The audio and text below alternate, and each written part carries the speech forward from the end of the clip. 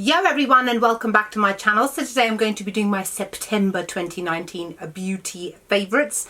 September was of course the month of Virgo, the month of my birthday. So a lot of these things are related to that area, and also I went to Canada for my birthday. So some of the products I'm going to show you is stuff that I took with me, and obviously I used on a daily basis, meaning they were favorites of mine, which is why it's applicable to this video today. Let's start off with foundations. Ugh. I took this to Canada with me because it is my favourite still at the moment. It's the Dose of Colours Meet Your Hue foundation. My shade is in 120 light medium. There's nothing I don't like about this, to the point where it was the only foundation I took with me. I only took one with me. I bought some while I was out there, which I will show you in a minute. But this one here, naturally matte, stays on the face all day, doesn't oxidize, looks great, and I just look amazing pretty much throughout the day, well into the night. So I absolutely loved this. Another foundation, and one that I bought while I was out there, it's not a new foundation by any means, is the Too Faced Peach Perfect Comfort Matte Foundation, and this is in the shade Latte. And the reason why I bought this again, even though I already have it, is because the shade Latte is a much better match for me than Sand. For some reason Too Faced only has Latte in this foundation and then the powder one, but no other foundations. What's the point of releasing a new shade if you're only going to release it with two ranges? I would really like for them to use this shade and expand it into the rest of their foundations, because then I can buy them then. Another foundation is the Urban Decay Stay Naked Weightless Liquid Foundation. My shade is in 51WY. Again, for similar reasons as the Dose of Colours one. I like them, but they're very similar foundations. However, this is still my favourite purely because this one just tends to last longer, and I get shinier quicker with this one than this one. But that isn't to say that this one gets shiny quickly. It's still very, very long lasting. It's just that this one beats it by a tiny bit, but I still absolutely love this foundation. As well as the foundation is the Stay Naked Correcting Concealer. My shade is in 50WY. Absolutely amazing concealer. I have used it consistently. I took this with me to Canada. I've continuously been using it ever since I got back. Absolutely love it. Full coverage, doesn't crease, doesn't move, doesn't budge, doesn't oxidize, doesn't create any creases under my eyes, and I absolutely love it. Moving on to eyeshadow palettes. The eyeshadow palette that I actually took to Canada with me was this one here. It is the Nabla Dreamy eyeshadow palette. Now I took this and a couple of small Huda Beauty ones, but I definitely used this one more. And the reason being, because of the shades that are in here, they're all very wearable shades, but they're also like daytime shades as well as nighttime shades. Plus I took a lot of autumnal colors with me to Canada intentionally, and this palette worked really well with them. Plus the fact that the quality of this palette is absolutely excellent. It's a 10 out of 10, this kind of palette for me. I don't think I ever did a proper review. If you ever get a chance to get your hands on this, you absolutely love it. The colors are so pigmented, the mattes are gorgeous and creamy and easy to blend, and the shimmery shades, the metallic shades, are very foiled, so they're very buttery and intense. I love it. One of my more recent purchases in September, I actually ordered this the day I came back from Canada. What an addict. It is the Urban Decay Naked Honey eyeshadow palette. I've not been able to put this down. Out of all the eyeshadow palettes, bar the Nabla one because I had no choice but to use it all the time, this is definitely the one that I have been reaching for on an almost daily basis. It's got so many everyday kind of shades in it, with your warm kind of golden caramel, warm teddy bear brown sort of shades, with gorgeous golden shades to wear on the lid. It is definitely a brown girl kind of palette. It is one that everybody will reach for on a regular basis. If you're looking to invest in like an everyday palette, definitely look into this one. This is one that will not be a waste of money, and one that you use all the time like I do. Another eyeshadow palette which I've never given enough love, and I feel really bad that I've never done a review on it, maybe because I've not actually still used all the colours for some weird reason. I don't know what the reason is, but it is the ABH Jackie Aina palette. So pigmented. Now obviously this was created with deep skin tones in mind, like Jackie Aina herself, so there are a lot of people that will find it too pigmented for their skin tone. Now a little bit does go a very long way, because the matte shades are pigments, they're pressed pigments. You only need to use a very tiny amount to get full maximum color payoff. So even if you've got really fair skin, you will still be able to benefit from this. But this is definitely the kind of palette that anybody with my skin tone, and especially somebody who's a lot deeper than me, would definitely benefit in getting this. Every single shade will go with your skin tone. There's not a single shade that will show up ashy on your skin, which can happen to a lot of brown and black skinned girls. So this palette is definitely worth looking into. And now the final eyeshadow palette which I've been loving is the ABH Norvina collection volume 1. No, I'm not buying volume 2. No, I'm not buying volume 3. I ain't rich around here. Plus I think this one was enough. I think they've just gone a bit overkill with the eyeshadow palettes over the past month. This is what it looks like. I have used it quite a few times. Definitely not as much as the other 3 that I've shown you, because obviously there are still quite a lot of shades in here which are clearly untouched. But I have reached for this quite a few times throughout the month of September. Again, there are pressed pigments in here. There are stain-worthy pigments in here, like this bright orange red at the bottom. But this one is one that personally, for me, is the kind of colours that I tend to gravitate towards. So for me, it was definitely a favourite for September. The Becca Blushed With Light blush palette. I took this to Canada with me, again, because it covers like 3 different colours basically. You've got your bright pink colour, then you've got your bronzy brownish sort of colour, then you've got your pale dusky pink. So for me it went with a variety of different looks, and I didn't have to bother about worrying about what shade shall I wear, what shade shall I wear, depending on what I wore, because this palette goes with pretty much everything. In terms of contouring, the good old ABH Saddle Powder Bronzer, did you miss it? I never put this down. I took this with me to Canada, and then ever since I came back I've continuously been using it. I've still hit pan, as you can see on here, but because I've been like sharing it with the Fenty one and then another new one that I got recently, that's why I've not used it as much. But it was definitely a favourite for September, and this is definitely like a lifetime favourite of mine. I love this bronzer. It is the perfect mix between cool and warm for people who've got skin tones such as mine. Got 2 concealers to show you today. The first one being this Covergirl Trublend concealer. My shade is in T100 Golden Amber. I bought this from Walmart in Canada. It does crease a little bit on me, and that is slightly annoying, meaning that I won't repurchase it, even though I can't, because you can't buy it in the UK, and I did buy a backup. But I actually really like the coverage that it gives, and even though it creases, it doesn't crease until about hour 12, so with that I can kind of work with. But overall it's a really good drugstore concealer.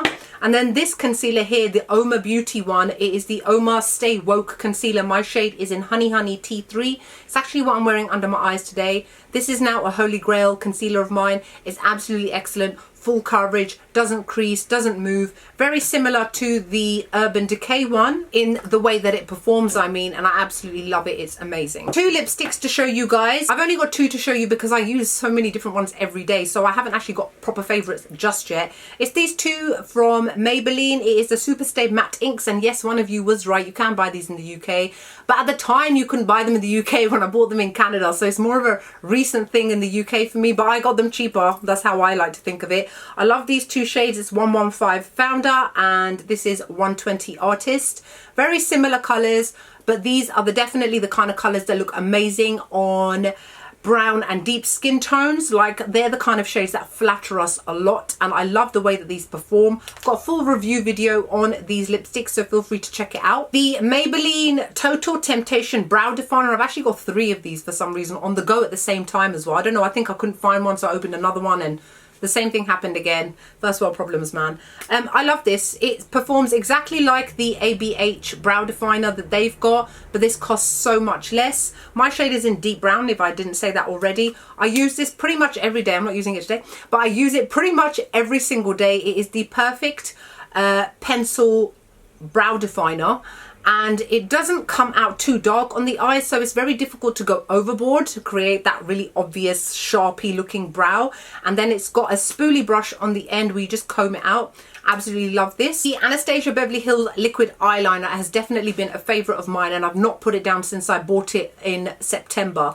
It has got a felt tip nib on the end, but it's quite a sturdy one, and it's a little bit spongy, meaning you can work with your eye. It doesn't snag, it doesn't drag, and what I find is that if I don't really wipe it off, all I literally need is one swipe for thick black intense line. There's no having to go backwards and forwards because it shears out. I don't find that it runs. I don't find that it smudges. I think it's absolutely excellent, and when this runs out I will probably buy another one. The Huda Beauty Easy Bake Loose Setting Powder in the shade Banana Bread. It's kind of finished. I can't actually get to the bits at the bottom, and I think I'm gonna have to do that whole weird thing of cutting the net to get the last dregs out. I finally pretty much finished it. I took this to Canada with me. I do love this setting powder. I think it's really good quality, very finely milled. The shade Banana Bread is too light for me, so I will go back to the shade Blondie if I decide to repurchase it, which I probably will. But I absolutely love this. And since this finished, I have actually moved on to the Anastasia Beverly Hills Loose Setting Powder in Banana, which is one of their more recent purchases. Now, unfortunately, as amazing as this powder is, it is too light for me. This is not, to me, a banana shade. A banana shade is like the classic Ben Nye banana powder, which has got the right amount of yellow. I actually find that this is a little bit too light and not banana-y enough. And I think the next shade down is actually too deep. So obviously I bought it and I was like, ah. So what I do is I'm using it today. I mean, you can't tell that it looks too light for me, right? Because I blend it out with all my other powders and whatever. Color aside, it's very similar in texture to the Huda Beauty one. Now it is quite finely milled, even though it does look quite thick. Performs beautifully, keeps all my concealer and everything in place all day, and you get a lot of product in here as well in comparison to a lot of other powders. Altogether this one has 25 grams and Huda Beauty's one has got 20 grams. My Nabla Cosmetics Close-Up Smoothing Pressed Powder in the shade Medium. You must be sick to death of seeing this, but I'm not going to lie to you guys, it's still a favorite. What can I say? I've used it to set my foundation today. Absolutely love it. Makes my face look matte, keeps everything in place. It's a nice enough color. It's a little bit light for me, but because I just put on a light dusting, you can't really tell. But overall, it's excellent. A new lash glue which I've started using recently. For those of you that don't know, I actually suffered from a flare-up of blepharitis, which is like an eye condition. And it means that you can't wear contact lenses, can't wear eye makeup. Look it up, it's long. But anyway, it turned out that I have become allergic to latex in lash glue. And I only realized that once the flare-up went down, I'd apply false eyelashes, it would come back up. And then I was like, light bulb moment, it's the false eyelashes. So I actually tried out, firstly I was trying out this one from Head Covers, which has actually been made for women specifically that have gone through chemotherapy, have lost all their hair, lost their eyelashes, and they've got very sensitive skin as a result as well. But this is only available in America, and I know that a lot of people won't be able to get their hands on it. So I looked into an alternative that is easily available for loads of people. Lo and behold, I came across the Duo, but this is the Brush On Strip Lash Adhesive, which is hypoallergenic, latex free and formaldehyde free. Wearing it today, absolutely excellent. I have not had a single reaction to it.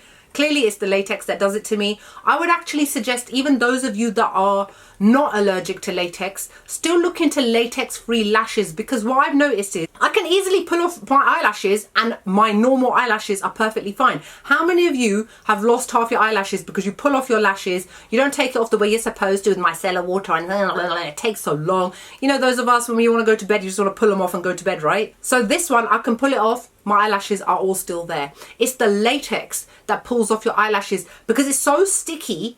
It just pulls them off with it. With this one, it is very sticky, but it hasn't got latex in it, so it keeps your eyelashes perfect. Little bit of skincare to show you guys. This one here, this first one from Fresh Cosmetics is the Rose Deep Hydration Facial Toner. I actually bought this in Incheon Airport in South Korea. So that was in July. That's how much I've used. I use it every single day, but I don't use it in the morning as part of my morning routine. I use this as part of my evening routine. It is a hydrating facial toner. It's a very luxury product, very expensive, and it's full of rose petals that you can see floating around at the bottom. Looks like I know, but it's very good for the skin. As soon as I apply it to my face after I've washed and whatever, cleansed and everything, it keeps my face feeling moist. It doesn't have that tightening effect that a lot of other toners do, and I hate that because it kind of restricts you in the amount of time it takes to put on another product. This one I can like apply it to my face, disappear off for 10 minutes, come back and my face is still kind of feeling slightly, not damp, but hydrated, as this is supposed to do. So I really love this. Another newish product that I've been loving is the Ole Henriksen Banana Bright Eye Cream. I'd probably say I've got through about half of this now. I have. I think I bought this in August, but I've used it throughout the entire month of September. Now, I tend to use this at night. I don't like to use eye creams during the day. I prefer to use a lot of my heavier things and skincare products at night. In the daytime, my skincare routine is quite simple.